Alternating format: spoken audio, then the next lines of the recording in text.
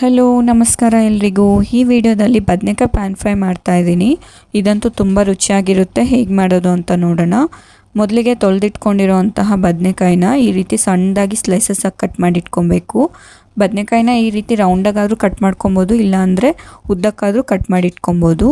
ಈ ರೀತಿ ಕಟ್ ಮಾಡಿ ಇಟ್ಕೊಂಡಾದ್ಮೇಲೆ ಒಂದು ಬೌಲಲ್ಲಿ ಖಾರದ ಪುಡಿ, ಧನಿಯಾ ಪುಡಿ, ಸ್ವಲ್ಪ ಗರಂ ಮಸಾಲ, ಹಾಗೆ 2 ಟೇಬಲ್ ಸ್ಪೂನ್ ಕಡಲೆ ಹಿಟ್ಟನ್ನ ಕೂಡ ಸೇರಿಸ್ಕೊಂಡು ಚೆನ್ನಾಗಿ ಮಿಕ್ಸ್ ಮಾಡ್ಕೊಬೇಕು.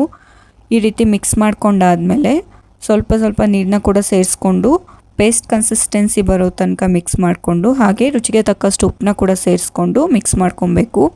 ಈಗ ಆಲ್ರೆಡಿ ನಾವು ಕಟ್ ಮಾಡಿ ಇಟ್ಕೊಂಡಿರೋ ಬದನೆಕಾಯಿ ಸ್ಲೈಸಸ್ನ ಇದರಲ್ಲಿ ಡಿಪ್ ಮಾಡಿ ಚೆನ್ನಾಗಿ ಕೋಟಿಂಗ್ ಕೊಟ್ಕೊಬೇಕು. ಅದಾದಮೇಲೆ ಸೂಜಿ ರವೆಯಲ್ಲಿ ಕೂಡ ಒಂದು ಸಲ ಡಿಪ್ ಮಾಡಿ ಕೋಟಿಂಗ್ ಕೊಟ್ಕೊಂಡು ಇದನ್ನು ಪ್ಯಾನ್ ಫ್ರೈ ಮಾಡ್ಕೊಬೇಕು. ಫ್ರೈ ಮಾಡ್ಕೊಳ್ಳೋದಕ್ಕೋಸ್ಕರ ಒಂದು ಪ್ಯಾನಲ್ಲಿ ಎಣ್ಣೆನ ಸೇರಿಸ್ಕೊಂಡು, ಎಣ್ಣೆ ಬಿಸಿ ಆದಮೇಲೆ ಈ ರೀತಿ ಬದನೆಕಾಯಿ ಸ್ಲೈಸಸ್ನ ಒಂದಾಗೊಂದು ಇಟ್ಬಿಟ್ಟು ಚೆನ್ನಾಗಿ ಎರಡೂ ಕಡೆ ಚೆನ್ನಾಗಿ ಫ್ರೈ ಮಾಡ್ಕೊಬೇಕು. ಇದು ಫ್ರೈ ಆದಮೇಲೆ ತುಂಬ ಟೇಸ್ಟಿಯಾಗಿರುತ್ತೆ. ಹಾಗೆ ಇದು ಚಪಾತಿ ರೋಟಿ ಜೊತೆ ತುಂಬ ಚೆನ್ನಾಗಿರುತ್ತೆ. ನೀವು ಕೂಡ